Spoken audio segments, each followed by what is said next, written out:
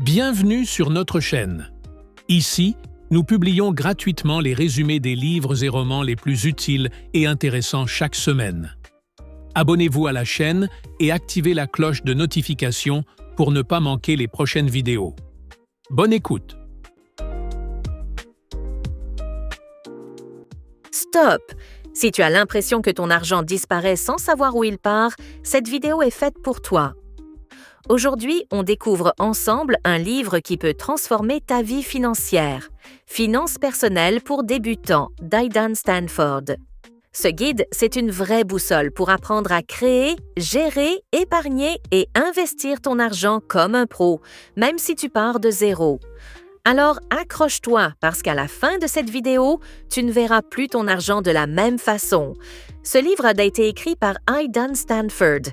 Il a pour objectif d'aider les débutants à mieux comprendre la gestion de leurs finances personnelles. L'auteur y explique comment créer, dépenser, épargner et investir intelligemment son argent afin d'atteindre la stabilité financière. Dans l'introduction de son ouvrage, Aidan Stanford commence par une vérité simple mais puissante. La plupart des gens travaillent dur pour gagner de l'argent, mais très peu savent réellement le gérer.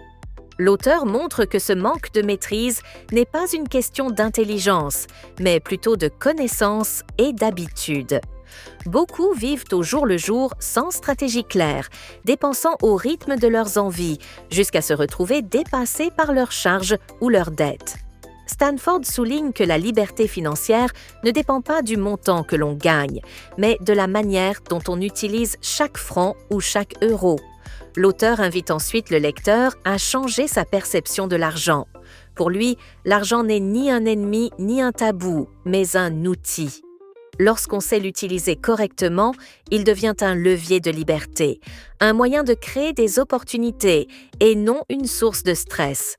Stanford insiste sur le fait que la première étape vers la réussite financière consiste à adopter un nouvel état d'esprit. Voir l'argent comme un serviteur, pas comme un maître. Cette prise de conscience est essentielle pour commencer à bâtir une relation saine avec ses finances. Dans cette introduction, Aidan Stanford explique aussi que la gestion financière est une compétence, au même titre que lire, écrire ou conduire. Elle s'apprend pas à travers la discipline et la pratique. Il encourage le lecteur à ne pas se sentir coupable de ses erreurs passées, mais à en tirer des leçons pour construire un futur plus solide. Son objectif est d'aider chacun à comprendre que, quel que soit son point de départ, il est toujours possible de reprendre le contrôle et de progresser. Enfin, l'auteur annonce le contenu du livre. Il va guider le lecteur dans les étapes essentielles de la gestion de l'argent. Comment en créer, comment le dépenser intelligemment, comment en épargner une partie et comment l'investir pour le faire fructifier. Il promet un langage simple, des conseils concrets et des principes universels que tout le monde peut appliquer, même sans formation en économie. En somme, cette introduction pose les fondations d'un voyage vers l'indépendance financière, où chaque lecteur devient acteur de son avenir économique. Dans le premier chapitre, Aidan Stanford aborde un point essentiel, comprendre sa situation financière actuelle. Il explique que pour avancer, il faut d'abord savoir où l'on se trouve. Beaucoup de personnes veulent devenir riches ou libres financièrement sans réellement connaître leurs revenus, leurs dépenses ou leurs dettes. L'auteur compare cela à un voyage. On ne peut pas tracer un chemin vers sa destination si on ne connaît pas son point de départ. Il invite donc le lecteur à examiner honnêtement ses finances, à identifier ses forces et ses faiblesses, et à admettre les erreurs qui ont pu être commises. Il insiste ensuite sur l'importance de la prise de conscience. Selon lui, la plupart des gens vivent dans le flou. Ils dépensent sans suivre leur sortie d'argent, accumulent des abonnements inutiles ou achètent pour impressionner les autres. Stanford affirme que cette attitude est le premier obstacle à la réussite financière. Il faut apprendre à ouvrir les yeux sur ses habitudes de consommation et reconnaître que chaque dépense est un choix. Comprendre cela, c'est déjà commencer à changer sa vie. L'auteur encourage le lecteur à établir un diagnostic financier personnel. Il recommande de noter toutes les sources de revenus, même les plus petites, et toutes les dépenses, même celles qui semblent insignifiantes. Ce travail peut paraître fastidieux, mais il est indispensable. Il permet de découvrir où part réellement l'argent et d'identifier les fuites qui freinent la progression. Pour Stanford, cette étape n'est pas seulement une question de chiffres, mais de clarté mentale. Savoir où va son argent, c'est retrouver du contrôle et réduire le stress. Dans ce même chapitre, Hayden Stanford aborde aussi la question du rapport émotionnel à l'argent. Il montre que beaucoup de nos décisions financières sont influencées par la peur, le besoin de reconnaissance ou la recherche de plaisir immédiat. En prenant conscience de ces mécanismes, chacun peut apprendre à prendre des décisions plus réfléchies. Il explique que l'argent ne devrait jamais être une source de honte ni un symbole de valeur personnelle, mais simplement un outil au service de nos objectifs. Enfin, l'auteur conclut ce premier chapitre par un message d'espoir. Il rappelle que, peu importe les erreurs du passé, il n'est jamais trop tard pour changer. Tout le monde peut repartir sur de bonnes bases, à condition d'être honnête avec soi-même et de prendre la responsabilité de ses choix. Ce chapitre sert donc de réveil.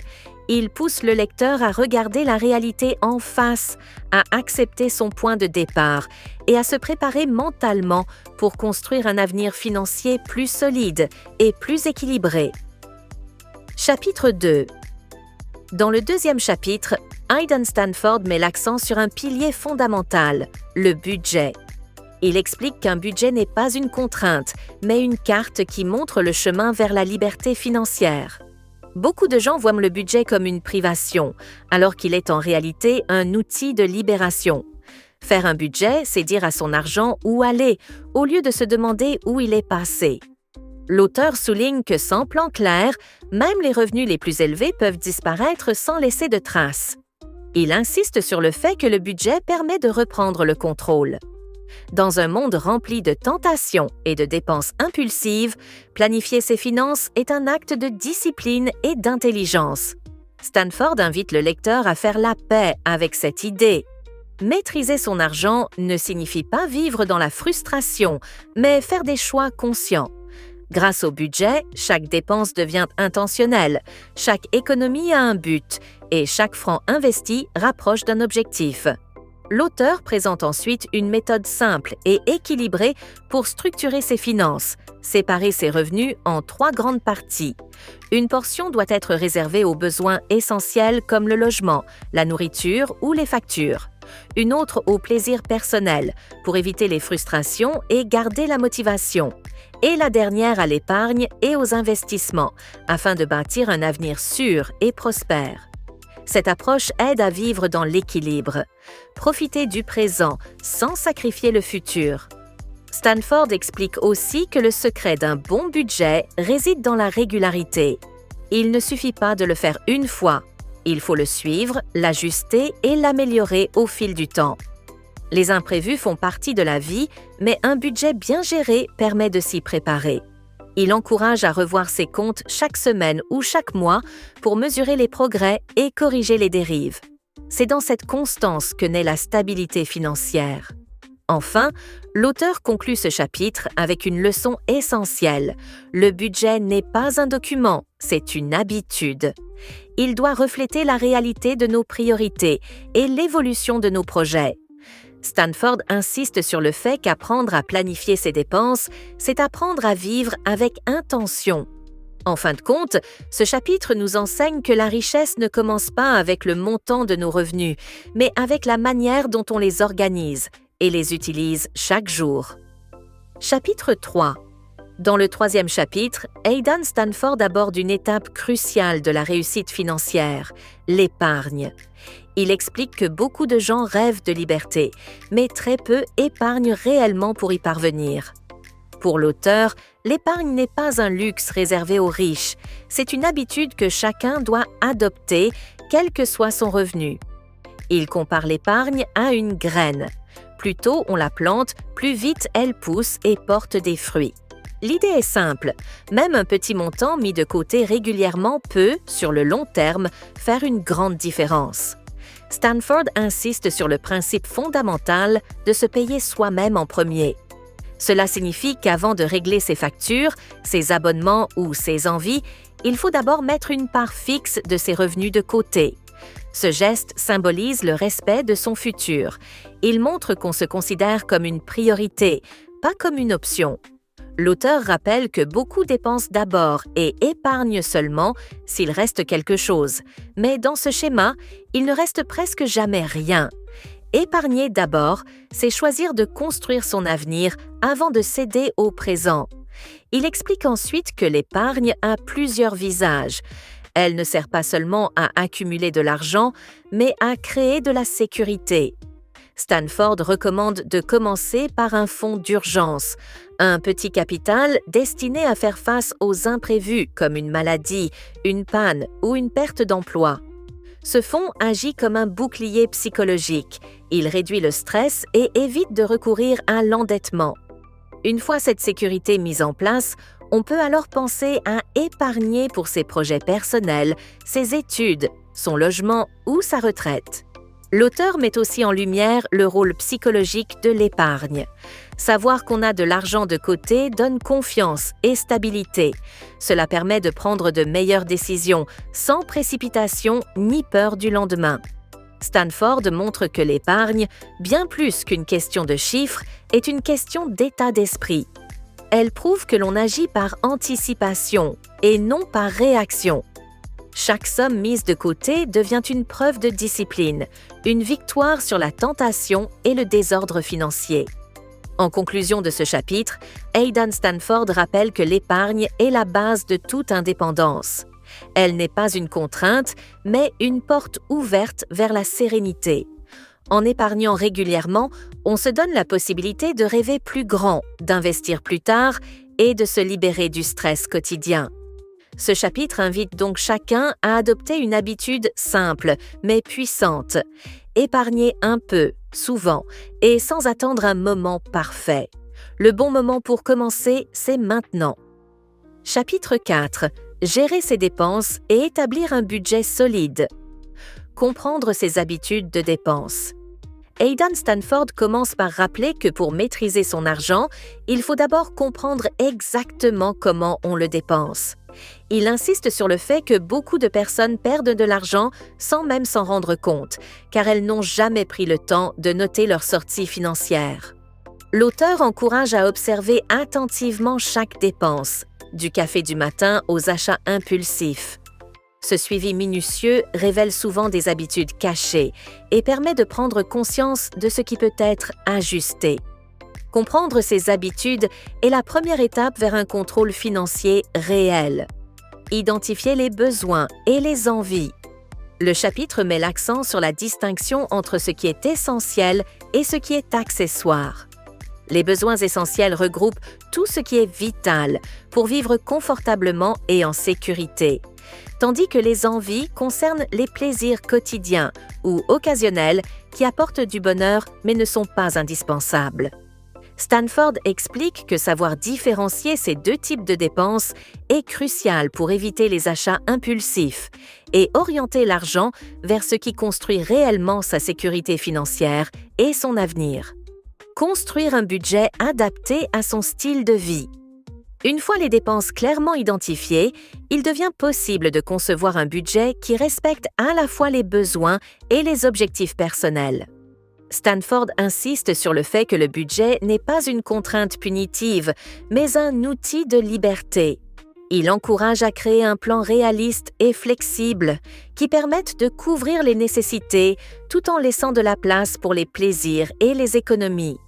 L'objectif est de trouver un équilibre durable qui ne crée ni frustration ni stress, mais qui donne un sentiment de contrôle et de sérénité. Stratégie pour réduire les dépenses sans se priver. Le chapitre offre des conseils concrets pour réduire les dépenses de manière intelligente et durable.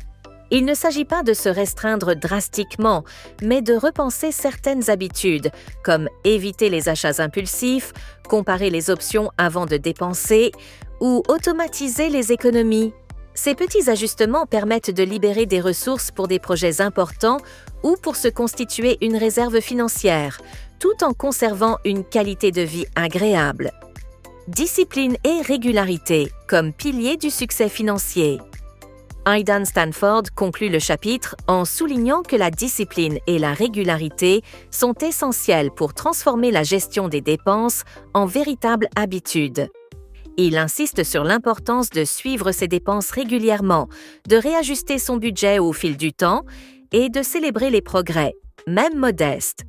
Cette approche progressive permet de construire une relation saine avec l'argent et d'avancer vers la sécurité et l'indépendance financière avec confiance et motivation. Chapitre 5. L'épargne et l'investissement pour construire son avenir. Aidan Stanford commence par rappeler que l'épargne n'est pas un luxe, mais une nécessité pour toute personne qui souhaite atteindre la liberté financière. Il insiste sur le fait que mettre de l'argent de côté n'est pas simplement un acte d'économie, mais un engagement envers soi-même et son futur. Chaque petite somme épargnée devient une pierre solide pour construire une sécurité financière durable et créer des opportunités qui ne seraient pas possibles autrement. L'auteur explique que la discipline dans l'épargne est plus importante que le montant épargné, car la régularité transforme une action simple en un véritable levier de croissance. Il souligne ensuite que l'argent qui dort ne profite pas vraiment. C'est là qu'intervient l'investissement, qui permet de faire travailler l'argent pour soi. Stanford encourage à se renseigner et à commencer petit, même avec des sommes modestes, pour apprendre à gérer les risques et comprendre le fonctionnement des marchés financiers. Il insiste sur l'importance de diversifier ses placements et de ne jamais miser sur une seule option. L'investissement n'est pas une garantie de gain instantané, mais une stratégie sur le long terme qui multiplie les chances de construire un patrimoine solide et durable. L'auteur met également l'accent sur la mentalité à adopter. Épargner et investir nécessitent patience et vision. Il rappelle que beaucoup de personnes abandonnent à cause de résultats immédiats, insuffisants ou de frustrations temporaires, alors que la croissance financière est un processus progressif. Cultiver la patience et la constance, apprendre de ses erreurs et rester informé permet de transformer une pratique régulière en succès tangible. Enfin, Stanford encourage à lier épargne, investissement et objectif de vie. Chaque euro épargné ou investi doit être en lien avec un projet concret, un voyage, un achat important, la sécurité d'un logement ou même la retraite. Cette approche donne du sens à chaque décision financière et transforme la gestion de l'argent en une démarche motivante et gratifiante. L'argent cesse d'être une source de stress et devient un outil pour créer la vie que l'on désire, avec confiance et sérénité. Chapitre 6. Se libérer des dettes et retrouver le contrôle de sa vie financière. Aidan Stanford ouvre ce chapitre en affirmant que les dettes sont souvent le principal obstacle à la liberté financière. Elles créent un stress constant, limitent les choix et réduisent la capacité à investir ou à épargner. L'auteur rappelle que reconnaître l'existence de ces dettes et les comprendre est la première étape pour s'en libérer. Il insiste sur le fait qu'il ne s'agit pas de culpabiliser, mais d'adopter une approche méthodique et proactive pour reprendre le contrôle. Stanford explique ensuite qu'il est crucial de hiérarchiser ses dettes selon leur impact. Certaines dettes coûtent beaucoup plus cher en intérêts et peuvent rapidement devenir écrasantes, tandis que d'autres sont moins contraignantes. Identifier celles qui sont les plus urgentes permet de concentrer ses efforts là où ils auront le plus d'effet. L'auteur met en avant l'importance de créer un plan clair pour rembourser progressivement chaque dette, tout en évitant d'en contracter de nouvelles inutilement. Le chapitre souligne également l'importance de changer ses habitudes financières. Payer ses dettes ne suffit pas si les comportements qui ont conduit à l'endettement persistent. Stanford insiste sur la nécessité d'adopter une gestion consciente de l'argent, suivre ses dépenses, établir un budget réaliste, épargner régulièrement et réfléchir avant chaque achat. Ces pratiques transforment non seulement la situation financière, mais aussi la relation avec l'argent, en favorisant une approche réfléchie et équilibrée. Enfin, l'auteur met en avant l'effet libérateur de l'endettement maîtrisé. Se débarrasser des dettes ouvre la voie à de nouvelles opportunités, permet d'investir, d'épargner pour l'avenir et de vivre avec moins de stress. La discipline, la constance et la patience sont les clés de cette transformation. Stanford conclut en rappelant que chaque petit effort compte, chaque paiement effectué, chaque habitude modifiée rapproche de la liberté financière et d'une vie plus sereine et confiante. Chapitre 7. Créer des sources de revenus multiples et sécuriser son avenir. Aidan Stanford commence par rappeler que s'appuyer sur une seule source de revenus est risqué. Les aléas de la vie, comme une perte d'emploi ou des imprévus financiers, peuvent rapidement déséquilibrer une situation économique fragile. Il explique que diversifier ses revenus permet de réduire ce risque et d'augmenter sa liberté financière. Il ne s'agit pas forcément de devenir riche rapidement, mais de bâtir un filet de sécurité solide qui donne confiance et sérénité. L'auteur met en avant l'importance d'explorer différentes options de revenus. Cela peut aller de petites activités secondaires à des projets plus ambitieux, en passant par l'investissement ou la création de produits et services. Stanford insiste sur le fait que chaque initiative, même modeste, contribue à renforcer sa sécurité financière et développe des compétences précieuses. L'idée est de penser l'argent comme un outil à multiplier, plutôt que comme une ressource limitée. Le chapitre aborde également la mentalité nécessaire pour générer plusieurs revenus. Stanford souligne que cela demande créativité, persévérance et ouverture aux opportunités. Il encourage à se former, à s'informer et à expérimenter sans peur de l'échec. Chaque tentative apporte une leçon et chaque succès, même petit, renforce la confiance et le pouvoir d'action. Enfin, Stanford relie cette démarche à la planification à long terme et à la liberté financière. Les revenus multiples ne servent pas seulement à augmenter les gains immédiats, mais à préparer l'avenir, épargner, investir, soutenir ses projets de vie et anticiper les imprévus. Il insiste sur le fait que cette stratégie transforme la relation avec l'argent en la rendant proactive et créative plutôt que passive et anxiogène. Le message central est que la diversification des revenus est un chemin vers l'indépendance et la sérénité, où chaque effort construit un avenir plus sûr et plus libre. En résumé, Finances personnelles pour débutants n'est pas juste un livre, c'est une feuille de route vers ta liberté financière. Il t'apprend à gérer ton argent, à en faire un allié et à construire pas à pas la vie que tu veux vraiment. Alors si tu veux cesser de subir et commencer à choisir, ce livre est ton point de départ. Like la vidéo, abonne-toi et partage-la à tous ceux qui veulent de prendre en main leur avenir financier. Souviens-toi, la richesse ne se trouve pas dans ton portefeuille, mais dans ta manière de penser. À très vite pour un nouveau résumé qui fait grandir.